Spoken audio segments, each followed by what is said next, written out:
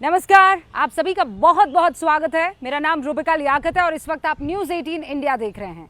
आप ये जानते हैं कि आपका चैनल इस वक्त बिहार में मौजूद है और यहाँ नब्ज़ टटोल रहा है सियासी पंडितों के पास जाकर, सियासी चेहरों के पास जाकर कि क्या सोचते हैं इस बार सरकार किसकी।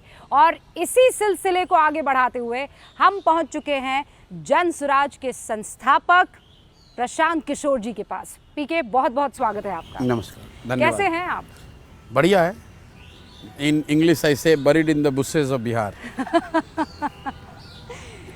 Alive but buried in the bushes of Bihar. So are you going to rise? Buried in a good sense. I feel so good that I decided, मैंने ये निर्णय लिया कि ये मुझे करना चाहिए।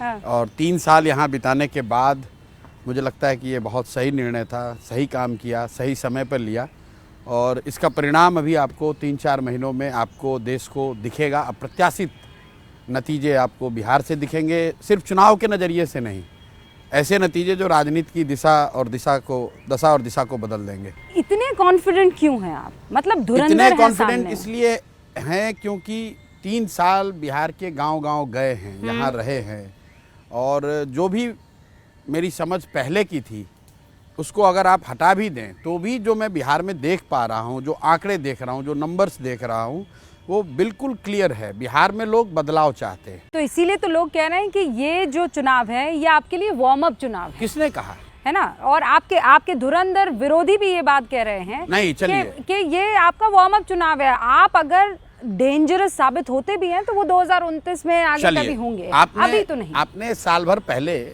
मेरा एक साक्षात्कार यहाँ किया था। हाँ, अक्टूबर। तब तो लोग ये नहीं कह रहे थे।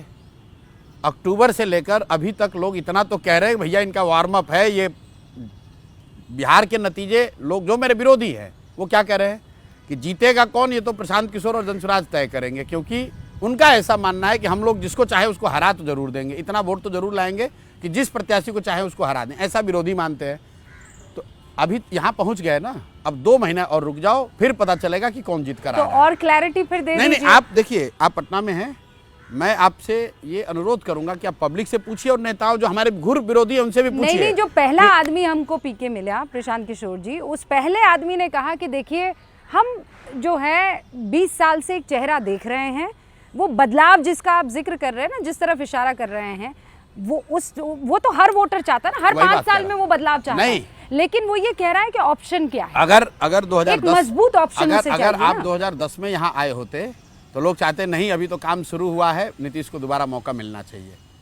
अगर आप यहाँ 2015 में आए होते तो लोगों ने कहा हाँ मोदी चाहिए लेकिन यहाँ तो नीतीश ही ठीक है। आज जो स्थिति है, लोग कह रहे नहीं, कुछ भी हो ये लोग जाने चाहिए। पर आप कैसे अलग हैं इन सब से, मुझे ये बताइए। बता रहा हूँ, ये तो आप भी मान रहे हैं कि लोग बदलाव चाहते हैं। अब लोगों के पास 2 विकल्प है। बदलाव चाहते हैं कि बदलाव सत्ता में कौन है, नीतीश और भाजपा है, तो हटेंगे तो ये।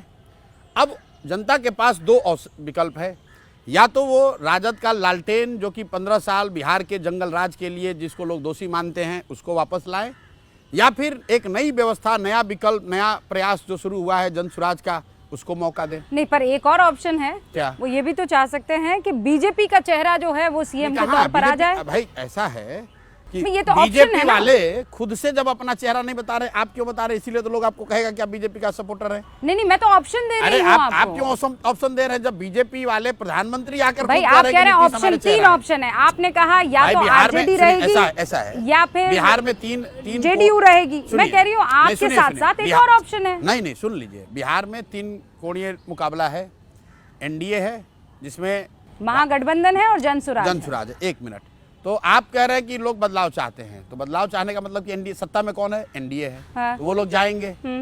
अब जनता के पास बच गए 2 विकल्प, या तो भाई लालू का लालटेन, जंगल राज वाला लालटेन चुन लो, या प्रशांत किशोर और करोड़ों लोग के द्वारा, लाखों लोगों के द्वारा मिलकर बनाया हुआ जनसुराज के साथ चल लो। लोगों को तो बस इतना ही निर्णय करना बाकी अगले 2 महीने में। पर ये तो आप नीतीश जा रहे हैं। नहीं, मैं नहीं कह रहा हूँ। बदलाव सीएम के तौर पर भी तो हो सकता है। कैसे जबकि अच्छा सारे लोग ये कह रहे हैं कि उनकी तबीयत जो है वो खराब है। चलिए आपकी बात मान लेते हैं। स्वास्थ्य उनका ठीक नहीं है। आप ये कह रहे हैं कि लोग ये कहेंगे कि एनडीए रहे, सीएम बदल दो, एक नया चेहरा, एक विकल्प। चलिए, तो ये बात जदयू वाले तो नहीं कह रहे हैं। ये बात भाजपा ना बीजेपी सुनिए कह रही है, ना जदयू कह रही है, भाजपा वाले नहीं कह रहे हैं, कोई नहीं कह रहा है। लोजपा के चिराग पासवान नहीं कह रहे हैं, मांझी जी नहीं कह रहे हैं। तो ये बात रूबिका लियाकत को कहां से जानकारी हो गई कि भाजपा वाले दूसरा चेहरा लाने वाले हैं? अरे भाई हमारे भी तो सूत्र है ना, तो सूत्र तो आके प्रशांत किशोर मैंने जी, आपस में जो चर्चा होती है उस अरे चर्चा सुनिए, में तीन ऐसा है, चार ऑप्शन आते हैं, ठीक तो है, ये तो एक और नहीं, ऑप्शन ठीक है। बात है। तो हमने तो कैमरे पर कहा, अब दोहरा देता हूं कि अगर बीजेपी में दम है, भाई बीजेपी तो देश की सत्ताधारी पार्टी है, मोदी जी इतने बड़े नेता हैं, दम है तो बिहार में आकर कह दो ये बात कि हमारा चेहरा अभी नीतीश रहेंगे, 25 के बाद कौन होगा। अमित शाह जी का अभी कोई इंटरव्यू आया है, उन्होंने कहा अभी नीतीश जी के चेहरे पर ही चुनाव लड़ा जाएगा, 25 के बाद हम लोग तय करेंगे। भाई नाम बताओ, है दम तो नाम बताओ कि कौन होगा बीजेपी से। आप ये लिख के रख लीजिए, बिहार में बीजेपी की ना ताकत है ना तैयारी है कि वो चुनाव लड़ सकें और मुख्यमंत्री का चेहरा तय कर सकें। पर प्रशांत किशोर आप जानते हो, और मुझे पता है कि अगला सवाल आएगा और फिर आप जो है भड़क जाएंगे। क्या आप भड़कता? तो मैं कभी नहीं, आराम से आपसे हंस के बात कर रहे हैं। आप कह रहे हैं कि बदलाव के लिए जो है जन स्वराज को लोग सुनने के लिए, देखने के लिए आते हैं। बिल्कुल ठीक है, लेकिन फिर वो दूसरी कोई वजह क्या है नहीं, भाई? सुनिए तो देखिए सही, प्रशांत सुनिए, किशोर मेरा का चेहरा सवाल तो इतना सुनिए। सुंदर है नहीं। नहीं प्रशांत अरे, किशोर किसी बड़े बाप के माशाल्लाह लड़के से। हैं नहीं। पर प्रशांत किशोर कोई जिस एमपी बाप सांसद के है लड़के हैं इस बिहार में, उसमें जरूर कहा जाता है कि प्रशांत, पूरा नाम क्या हुआ तुम्हारा? नहीं आप ठीक एक है, बात सुनिए, कि प्रशांत मिश्रा जी के बेटे। नहीं, मिश्रा जी नहीं है, मेरा सरनेम पांडे है। हाँ, तो मेरे पांडे पिताजी जी का के नाम। बेटे, सुनिए मेरी बात, सुनिए लोगों ने ये पांडे कहा। जी के बेटे जो हैं वो जातिगत समीकरण कैसे बिठा पाएंगे? अच्छा, क्यों बैठाएं? इस बिहार में ये क्यों बताइए, बैठाएं? पांडे जी के क्योंकि बेटे रूबिका का काम लियाकत कैसे? कर रही है ऐसा? नहीं मैं कहा, ये तो आप अच्छा, जानते तो हैं आप ये बिहार में अच्छा, कैसे काम होता है। आप जानते हैं ऐसा बात, तो बताइए। मैंने कहा था ना, मेरा अगला सवाल आपको नहीं तो परेशान करेगा। बिल्कुल परेशान नहीं कर रहा है, हम तो आपकी बात को हाँ, वैलिडेट कर रहे हैं कि सही है। हाँ ठीक है। तो अगर आप ही कह रही हैं कि मोदी के नाम पर वोट पड़ा है बिहार में, और आप ही कह रही हैं कि हर आदमी जाति पर वोट दे रहा है, तो आप मुझे बता दीजिए रूबिका जी कि बिहार में मोदी जी के जाति के कितना लोग रहता है? और अगर मोदी जी के जाति के लोग नहीं रहते हैं तो आप बिहार के लोगों के प्रति ये पूर्वाग्रह क्यों रखते हैं कि बिहार में लोग जाति पर वोट देते हैं? देखिए, अब मुझे पता था आप उस तरफ आएंगे। अरे बिल्कुल, आप लोग बिहारियों के प्रति पूर्वाग्रह रखते हैं। आपने सुनिए, कर्नाटक में जाकर मैं आपको पहले ही आगाह कर नहीं आगाह मत कीजिए, लगा चुकी थी। आप मुझे बताइए कि आपने कर्नाटक में जाकर कभी ये पूछा कि लिंगायत वो कालिगा के रहते हुए आप लोग कैसे चुनाव जीतेगा? आपने क्या आंध्र प्रदेश में पूछा कि सर सुनिए, नहीं कापू कम्मा रेड्डी की राजनीति से कैसे पार पाइएगा? फिर ये बात होगी पीके, हम तो बात कर रहे हैं, मैं तो आपसे ये जानना चाह रही हूँ नहीं, कि बिहार बार-बार को ही ये क्यों कहा आप लोग जाता कहते हैं ये है, बात? तो आप तोड़ दीजिए उस समीकरण मैं को। तोड़ रहा कोई तोड़ हूँ। अरे मैंने नहीं, कोई मना थोड़ी बिहार कर के रहा लोग ने तोड़ा है। लेकिन- 14 में मोदी जी को वोट दिया किसने? अब आप कह रहे हैं कि मोदी जी को वोट दिया है, किसने दिया? फिर आप नाम लगाते हैं कि रूबिका लियाकत कह रही है मोदी को दिया वोट। मोदी आप को? मानते हैं ना कि मोदी को वोट दिया गया है? हम बिल्कुल मानते हैं। हाँ, तो तो अगर फिर? तो फिर कम से कम ये तो मत कहो कि बिहार के लोग जाति तो पर वोट जाति देते पर हैं। वोट नहीं पड़ता है। पड़ता है। जाति समाज की एक बड़ी सच्चाई है, जाति एक बड़ा फैक्टर भी है, लेकिन जाति एकमात्र फैक्टर नहीं है जैसा आप बता रही हैं। जाति एकमात्र फैक्टर नहीं है। जाति अच्छा, कितना बड़ा फैक्टर है? कितना बड़ा फैक्टर है इसको क्वांटिफाई करना तो मुश्किल है, लेकिन अगर आप इसको सही में समझना मतलब 10 चाहते में से हैं तो कितना मैं आपको परसेंट बता टाइप रहा का? हूँ। डिपेंड करता है, अगर कोई व्यक्ति, अगर कोई घटना, अगर कोई मुद्दा बिल्कुल बहुत बड़ा मुद्दा, बहुत बड़ा चेहरा, बहुत व्यक्तित्व नहीं हो, तो जब लोकल स्थानीय मुद्दे पर चुनाव होते हैं, लड़ने वाले सब एक जैसे ही दिखते हैं तो लोग जातियों पर वोट करते हैं। लोगों को लगता है भाई सब तो एक के जैसा दिख रहा है, चलो अपने जाति वाले को दे देते हैं। लेकिन अगर कोई व्यक्ति है, अगर कोई घटना है, अगर कोई विषय है, तो लोग जातियों से ऊपर उठकर वोट करते रहे हैं। 84 में इंदिरा जी की मृत्यु ऐसी एक घटना थी, लोग जातियों से ऊपर उठकर लोगों ने कांग्रेस को वोट दिया। तो अभी ऐसी कौन सी घटना है? 89 में बोफोर्स बहुत बड़ा मुद्दा था, बिहार के लोगों ने जातियों से ऊपर उठकर विश्वनाथ प्रताप सिंह को वोट दिया। 14 में मोदी वो व्यक्तित्व था, उसके नाम पर लोगों ने जाति से ऊपर उठकर वोट दिया। 2019 में पुलवामा राष्ट्रवाद का मुद्दा था, राष्ट्रीय सुरक्षा का, लोगों ने जाति से उठकर भाजपा को वोट दिया। 2020 में वो मुद्दा नहीं था, स्थानीय चुनाव हुए तो भाजपा को उतनी सीट नहीं मिली जितनी मिलने की उनकी उम्मीद थी। आप कह रहे हैं कि इस बार मुद्दा क्या है? इस बार वो मुद्दा है बदलाव। अभी आपने सुना कि तेजस्वी यादव ने वहाँ वक्फ को लेकर जो बयान दिया, वक्फ कानून को लेकर जी, तब प्रशांत किशोर ने पुरजोर तरीके से कहा कि जो हमारे संविधान निर्माताओं ने तय किया हुआ है उस हिसाब से सबकी रायशुमारी करके किसी तरह का कोई बदलाव करना चाहिए। अब लोग ये समझ नहीं पा रहे हैं कि प्रशांत किशोर की आइडियोलॉजी क्या है। प्रशांत किशोर क्या मतलब किस तरफ खेल रहे हैं प्रशांत? ऐसा है, वक्फ बिल को लेकर प्रशांत किशोर, जन स्वराज ने पहले दिन से कहा है कि हम लोग इसके विरोध में हैं। विरोध में क्यों है ये भी वजह बताई। इसलिए नहीं कि वक्फ बिल अच्छा है, खराब है, मुसलमानों के हित में है, विरोध में, वो भी हमारा बहस का विषय हो सकता है।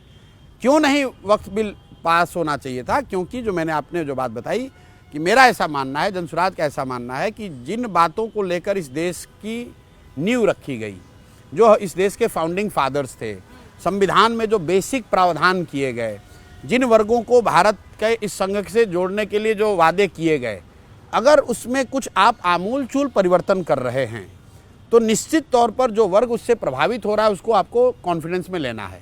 ये बात जितना ही मुसलमानों के लिए है उतनी ही किसानों के लिए भी है। किसानों के लिए एक नए कानून का प्रावधान मोदी जी ने करने की कोशिश की, किसानों को वो बात नहीं समझ में आई तो कानून का विरोध भी हुआ, कानून को वापस भी लेना पड़ा। तो बात मुसलमान की नहीं है। अगर आप वक्फ बिल के जरिए कुछ ऐसा संशोधन या प्रावधान कर रहे हैं जिससे देश का 20% आबादी असहज महसूस कर रहा है, तो सरकार या कानून बनाने वालों की जिम्मेवारी है कि उनको कॉन्फिडेंस में ले तभी कानून बनाएं। उस नजरिए से हम उसका विरोध कर रहे हैं। ठीक है। जो तेजस्वी यादव कह रहे हैं वो मेयर बेवकूफ़ी वाली बात, लोग वोट लेने वाली बात, बरगलाने वाली बात कि मैं आऊँगा तो इस कानून को फाड़ दूंगा। अरे आप ये बताइए कि देश ने कानून बनाया है, आप फाड़ दोगे तो क्या हो जाएगा? पहले बात तो ये आपके अधिकार क्षेत्र से बाहर की बात है। दूसरा, अगर आप फाड़ भी दो, मैं यहाँ लाकर फाड़ दूँ तो उससे क्या, मैं संविधान यहाँ फाड़ दूँ तो क्या संविधान खत्म हो जाएगा? आप तो ये कह सकते हैं, अगर राजनीतिक भाषा भी इस्तेमाल करना है तो आप ये कह सकते हैं कि हमारी सरकार बनेगी तो हम बिहार में इसको लागू नहीं होने देंगे। लेकिन ये लोग तो पॉपुलिस्ट बात करते हैं। इनके पिताजी ने, पर वो भी क्या, वो भी हो सकता है क्या कि आप लागू ना होने बिल्कुल हो सकता है। इनके पिताजी ने, सुनिए मैं उस पर आ रहा हूँ, पहले समझ लीजिए इनका कैरेक्टर। हाँ। ये लालू यादव और तेजस्वी यादव ये लोग कुछ भी कह सकते हैं।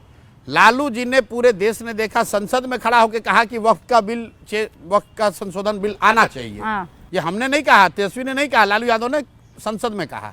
उन्हीं का लड़का अब उसका विरोध कर रहा है और विरोध करके लोगों को, मुसलमानों को ये बरगला रहा है कि अगर हम जीत कर आए तो हम इसको फाड़ कर फेंक देंगे।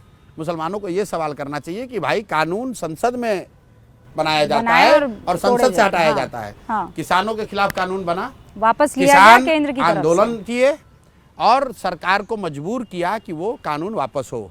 तेजस्वी यादव एक दिन भी कहीं रोड पर नहीं गए वक्फ बिल के विरोध में। ये मुस्लिम संगठनों ने एक सभा बुलाई थी, इमारत शरिया और उनसे जुड़े हुए संगठनों ने, उसमें अपना चेहरा चमकाने के लिए उनके खर्चे, उनकी ताकत के लोग जुटे। उसमें ये भाई साहब खड़ा होकर बाहुबली बन रहे हैं कि मैं आऊँगा तो फाड़ दूंगा। भाई तुम एक दिन दिल्ली गए, तुम्हारे विधायकों ने एक दिन मार्च किया, एक दिन तुम लोग धरने पर उपवास पर बैठे। पंजाब के किसानों ने तो 1 साल दिल्ली को घेरा हुआ था। तुम्हारे पास तो 75 विधायक हैं, तुम घेर लो जाकर दिल्ली। तुम तो कहते हो बिहार में तुम्हारे पास करोड़ों लोग हैं, तुम मुसलमानों के हितैषी हो तो जरा घेर लो। यहीं पर बिहार के जो नेता है उनका घर घेरवाल के देख लो। अब सुनिए, हमने इंटरव्यू लिया उप मुख्यमंत्री का, सम्राट चौधरी का, उप मुख्यमंत्री बिहार के। अच्छा। सम्राट चौधरी का। सम्राट चौधरी से जब आपका जिक्र किया तो उन्होंने कहा कि आपकी पार्टी दिलजलों की पार्टी है। चलिए, दिलजले समझते हैं आप? उन्होंने मुझसे पूछा कि बेचारे को जब कहीं कोई जगह नहीं मिलती है तो पीके बोलते हैं आओ। ठीक है। तुम और पीके मतलब खुद जो हैं वो भी अलग अलग पार्टियों से दिल जले हुए। अब देखिए, आप किसका नाम ले रही हैं, उनका कम से कम हिस्ट्री ज्योग्राफी समझ लीजिए।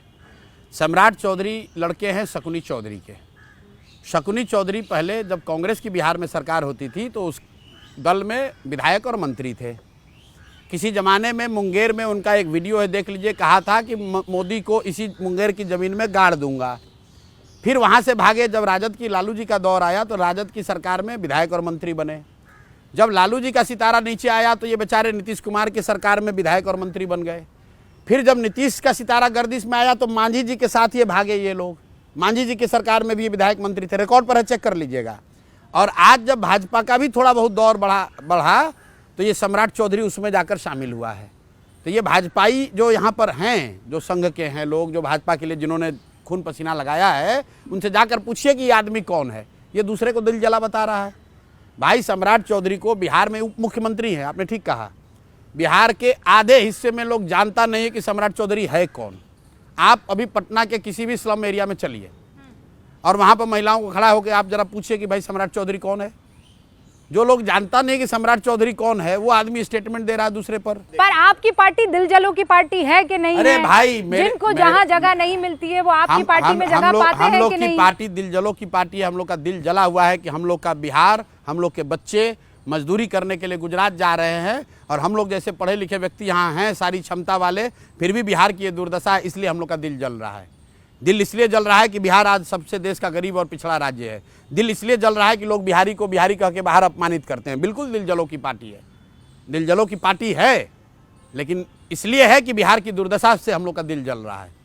तो आप पलायन को सबसे बड़ा मुद्दा है, मैंने बनाया है, और आपको दावे के साथ कह रहा हूं कि बिहार में इससे बड़ा मुद्दा कुछ भी नहीं है, क्योंकि कोई ऐसा परिवार नहीं है जो पलायन से के दर से पीड़ित नहीं है।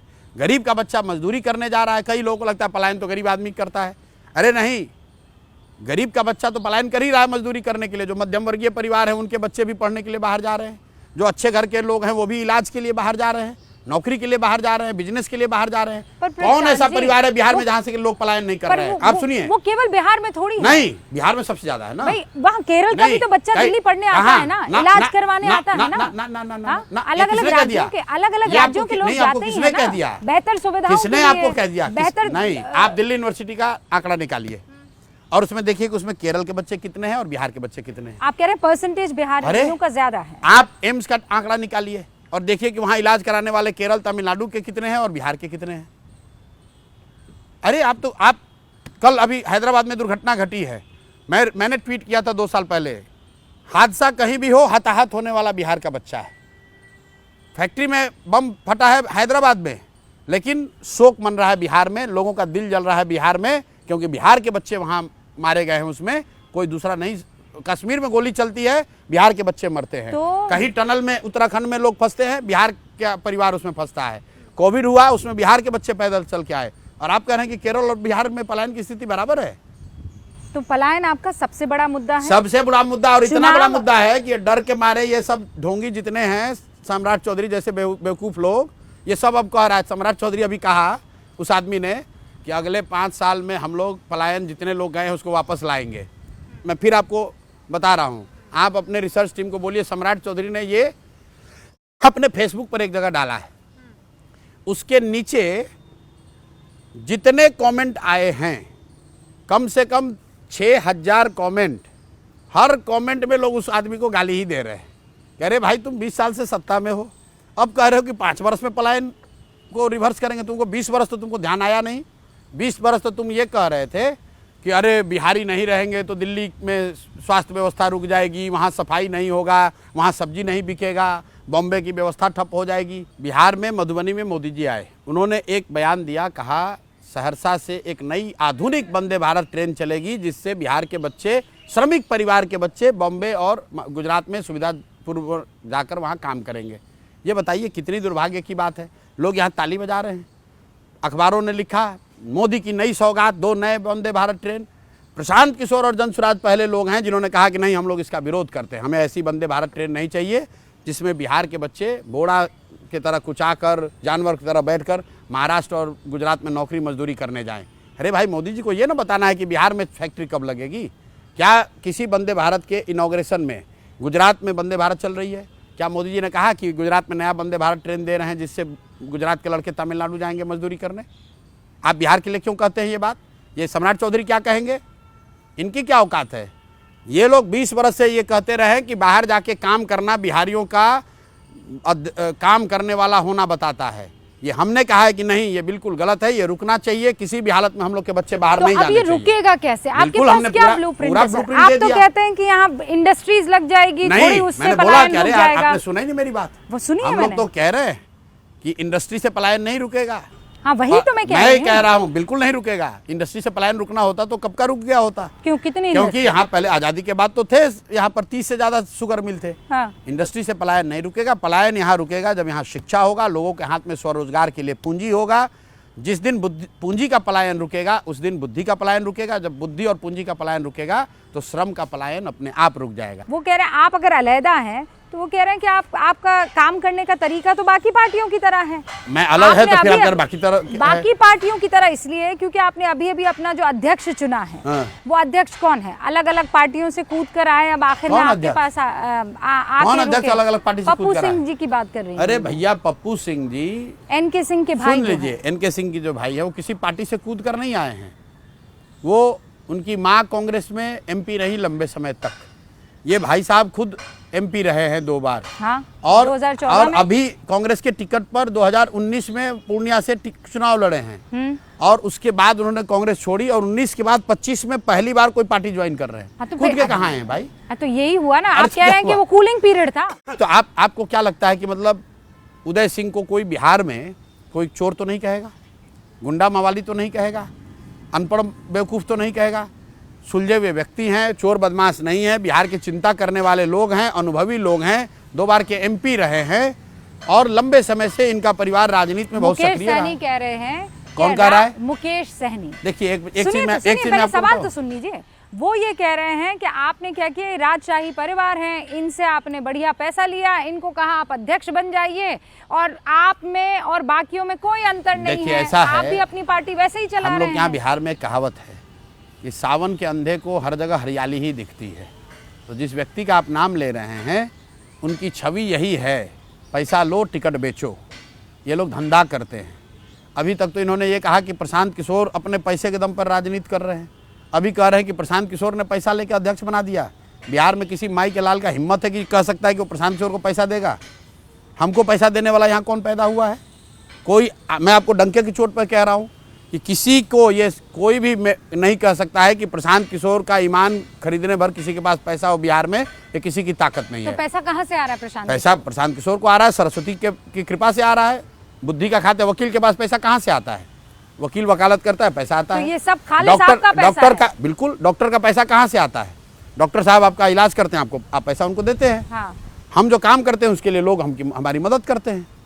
तो कौन सा जो हमने 10 बरस जो काम किया, 10 लोगों को मुख्यमंत्री जो बनाए नहीं, 10 बरस जो काम किया, मुख्यमंत्री बनाए नहीं बनाए वो तो अलग की बात है। जो काम किया, जिन लोगों की मदद की, वो लोग आज मदद कर रहे हैं और ये बात 3 बरस से कह रहे हैं। 243 में से कितनी सीटें आएंगी प्रशांत? अर्श पे या फर्श पे, या तो 10 से कम आएगी या इतनी आएगी कि अगली बार जब आप जीतने रिजल्ट के बाद इंटरव्यू लेने आइएगा तो इस हाथे में, इस कैंपस में घुसने के लिए आपको जद्दोजहद करनी पड़ेगी। हाँ, मतलब इतनी आप भीड़ जो है, इतनी नहीं, भीड़ नहीं, इतनी ज्यादा सीट आएगी कि आप इस कैंपस में आने के लिए आपको जद्दोजहद करनी पड़ेगी। नहीं, वो तो अभी भी करनी पड़ती है। नहीं, वो अलग, ये तो अभी भीड़ है। नहीं, वो नहीं कह रहे हैं।